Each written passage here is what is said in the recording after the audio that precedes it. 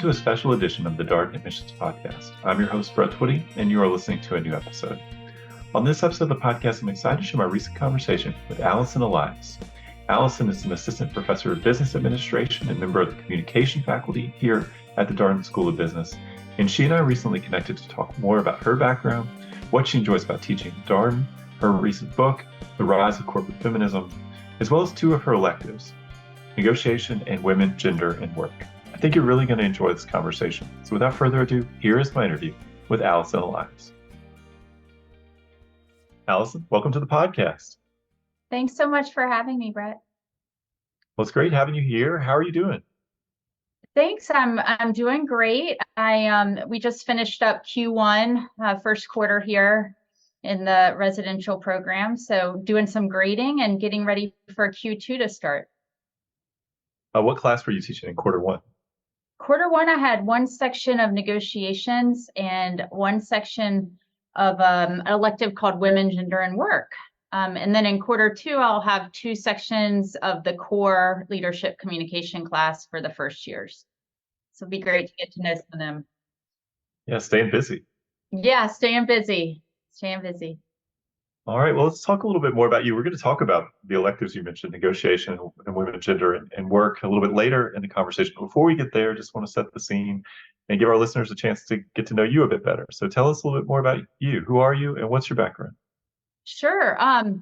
I grew up in Roanoke, Virginia, so just a couple hours away from Charlottesville, and always loved school. Wanted to figure out a way to never leave school, so led me into academia. I came to UVA for my undergraduate and my graduate degrees, and actually got my PhD in history. I studied modern women's history and business history.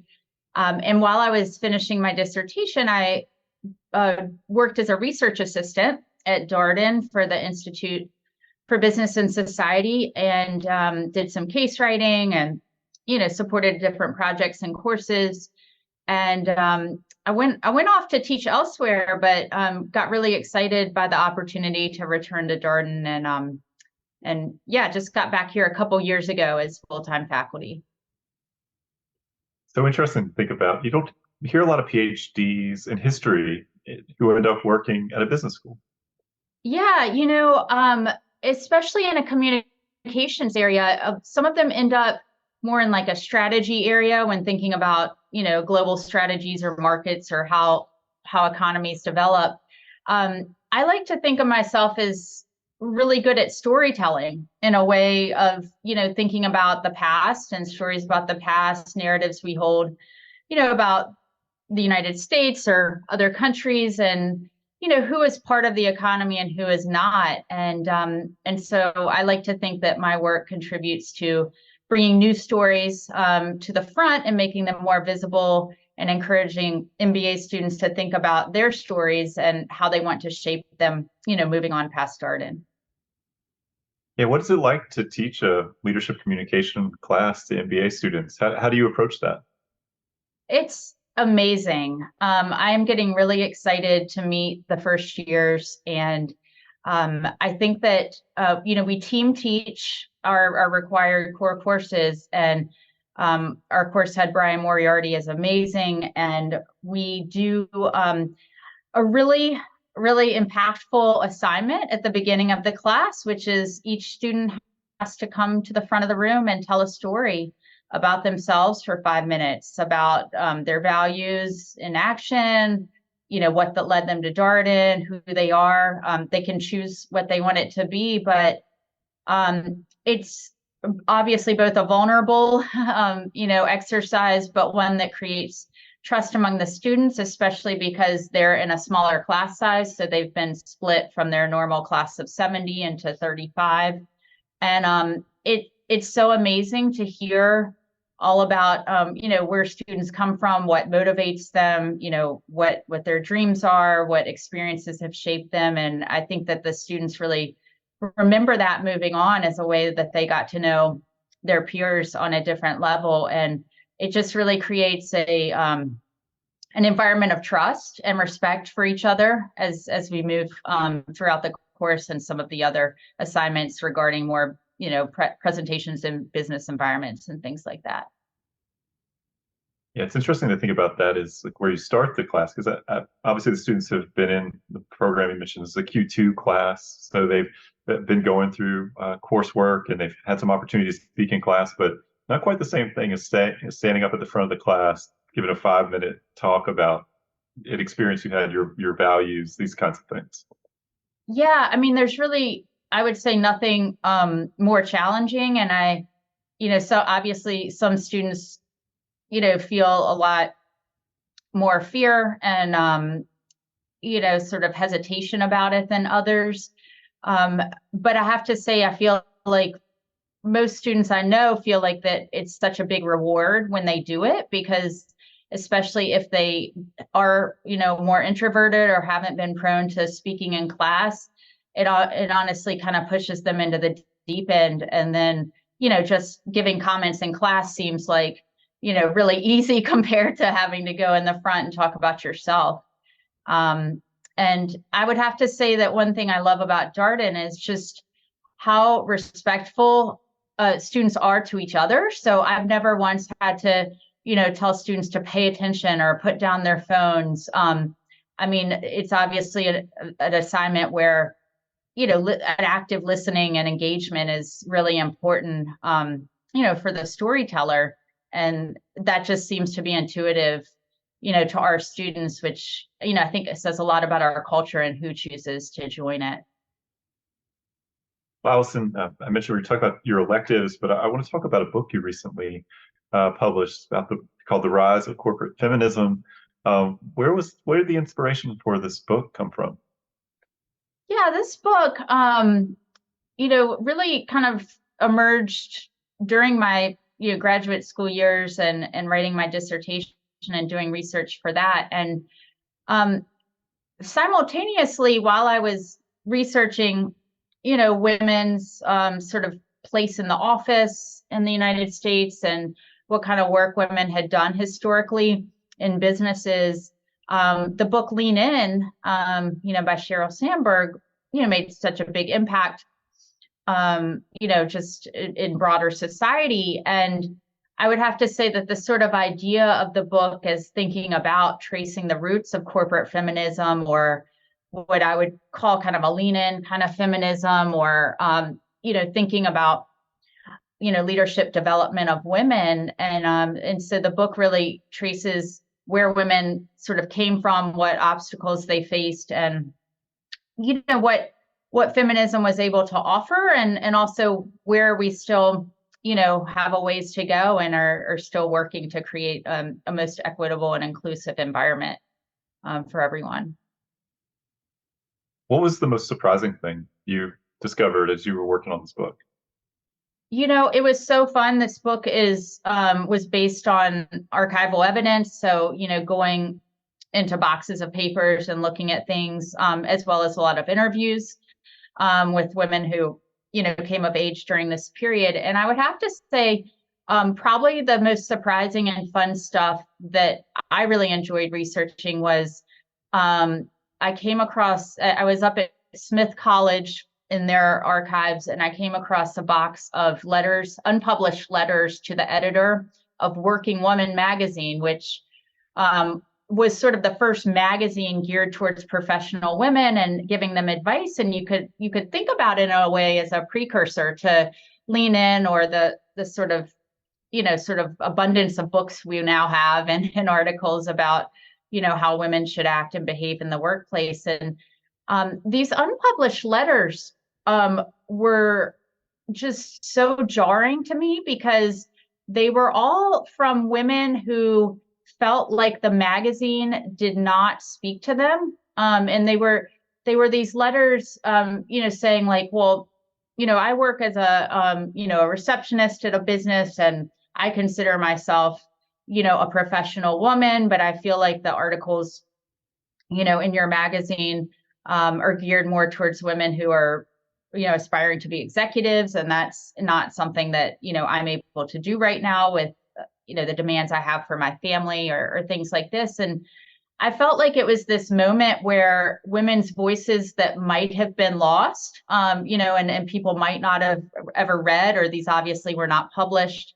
I was able to bring those into the book and, have them be published and have these voices kind of live on, so that we kind of understand the complicated situation of the emergence of women into the C-suite, and how other women, how that made other women feel to have that sort of happening, but feel like they couldn't figure out how to get there or do it, because of a number of different constraints they might have faced.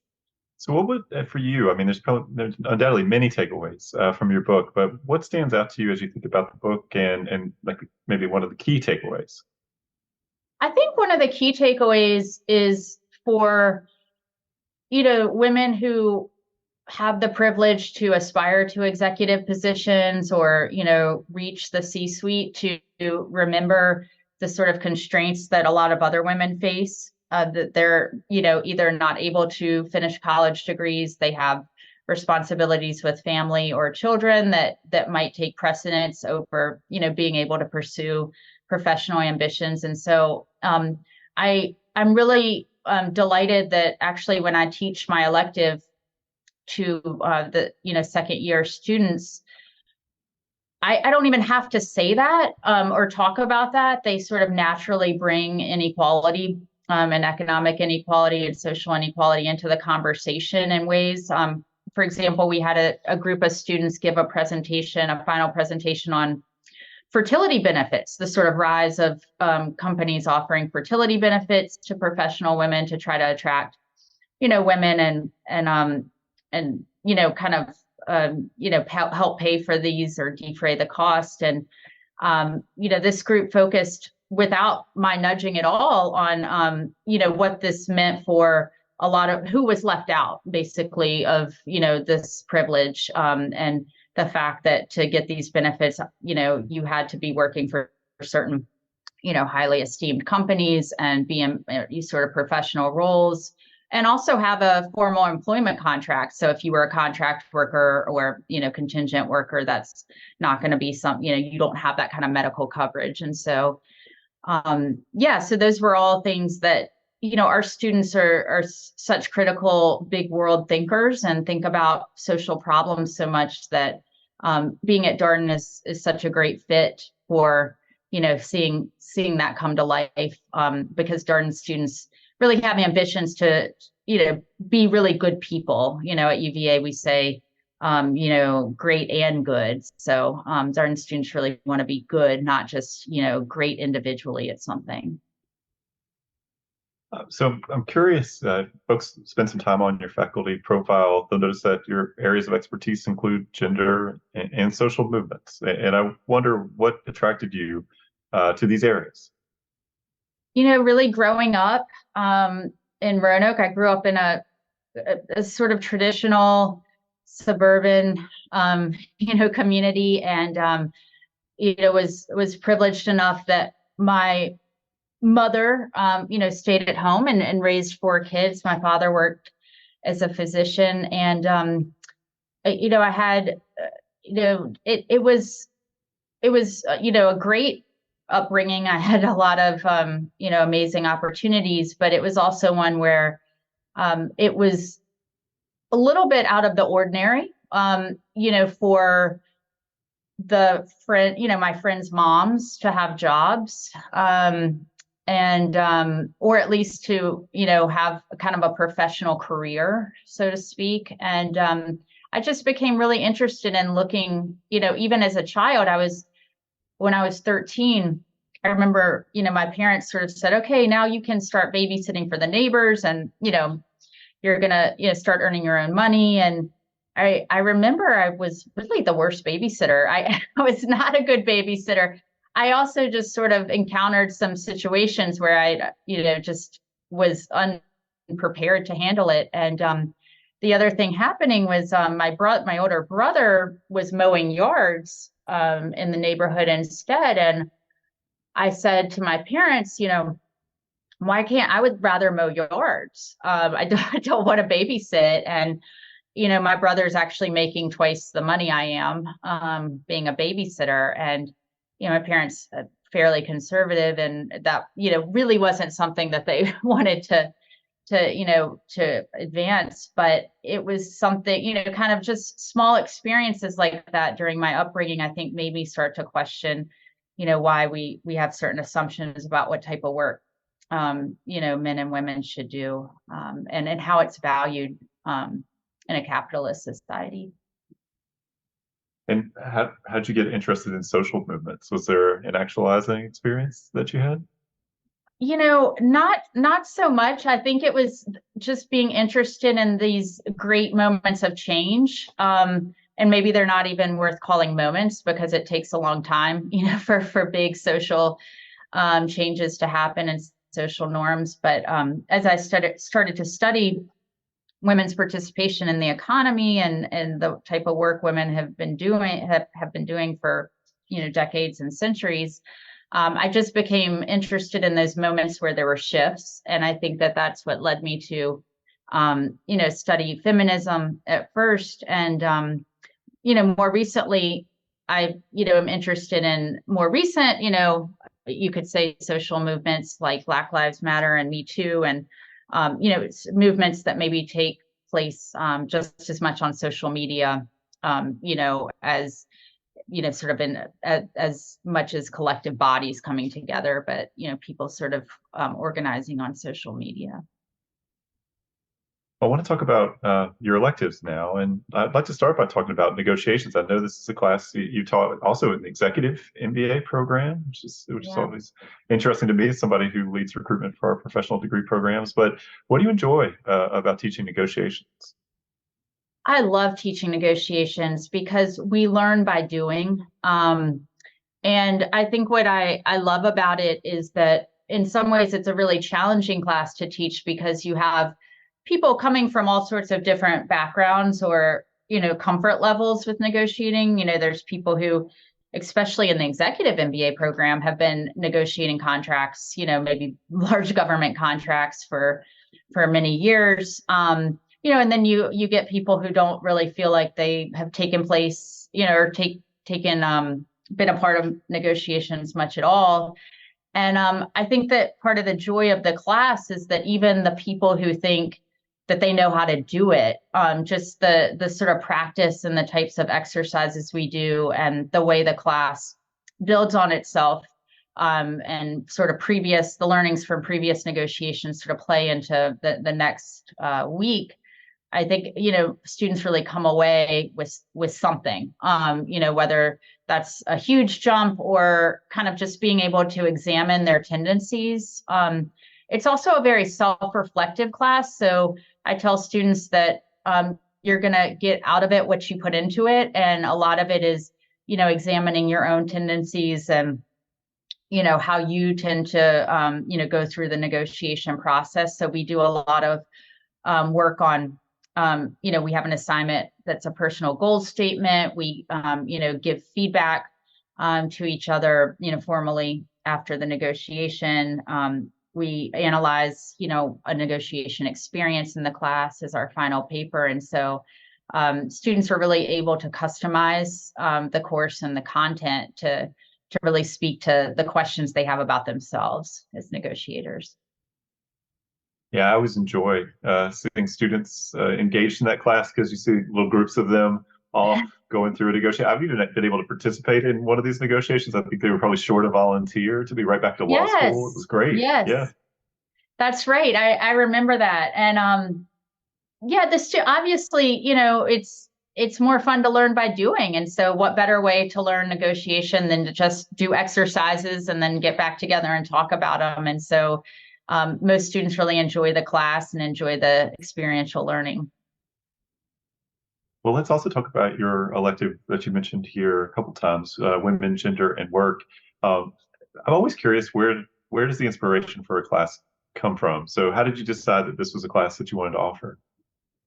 Yeah, at past institutions, I've taught classes that were titled Women in Leadership. And I debated, when I was designing the selective and forwarding it to the curriculum committee, I sort of debated what I was going to call it, and I decided I wanted to include both women and gender in the title, with the reason being that the protagonists of a lot of our cases are do identify as women, and where those sorts of stories are less common in business schools.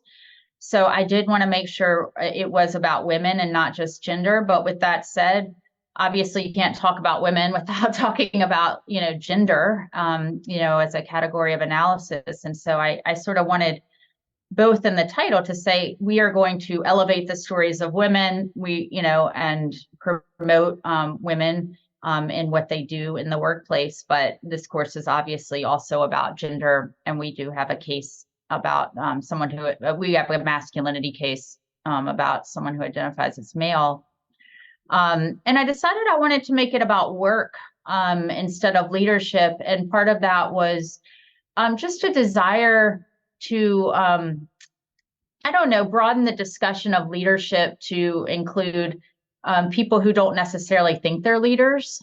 So we have cases of people who aren't necessarily managing other people. We also the second half of the course is tailored towards skills building. And so we do different exercises on networking and, shaping one's career. And so I wanted, it to be both about work that's paid, but also, other roles people have and other identities as, family members, parents, siblings, other things that are important to people. It sounds super interesting. It's interesting to hear you kind of make the distinction between work and leadership. When I think about reading a case about a leader, my mind immediately goes to someone in the C-suite, whereas like work feels much more inclusive, could be a lot of different things, right? It doesn't necessarily have to be just corporate context. Yeah, thanks for saying that. That's kind of was my motivation, was to just think more broadly about, all the types of work that are happening in the economy that are paid for and not paid for. And so I thought, well, I'll try calling it, having work in the title, and, maybe revisit it as leadership. But I also didn't want it to appear to be a prescriptive class for women only, like here's what you need to do to be a leader.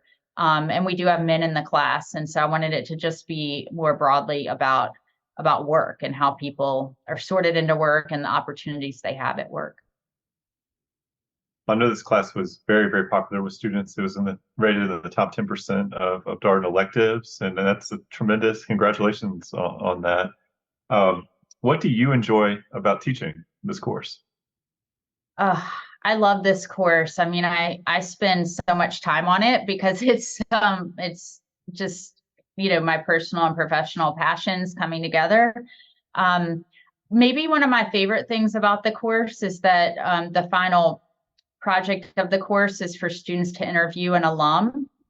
And so I spend a lot of time working on pairing students with an alum, and we survey alums and sort of get their industry experience and jobs they've had, and we try to, and sort of what they've done at Darden too, what clubs or interests they had at Darden, and then I try to pair each student based on their own bio and demographics with an alum. And it's really rewarding for the students to come up to me and say, I had the best, conversation with this person, and we're going to stay in touch. And, I learned so much talking to them, and they were so candid with me. And I feel like there's no better way to leverage, the Darden network and the Darden community than, bring alums back into the classroom to help talk to, our students and share their experiences after, they've left Darden. What's the nature of that conversation? Are they asking questions that are informed by a particular lens, or is it just tell me about your career? Or? Yeah, great question. So as a class, we come up with, I would say, kind of an interview guide loosely. So we kind of, I have the students sort of come into the conversation, with some questions in mind. But with that said, I tell students to, research their person, and, obviously feel free to pose unique questions to them. and and also to go off script, so to speak, which I'm sure you know about from running a successful podcast. You kind of come in with kind of questions you want to target, but if something comes up that is a bit off of the guide, you're excited to explore that too. And it's both personal and professional questions. And a lot of times women really, our alums are pretty eager to share, choices they've made or ways that they have navigated, work and family. And so that does end up being, a chunk of the conversation and pretty prominent in most of the interviews. And then students end up writing a reflective case study about their experience that features the person that they talk to.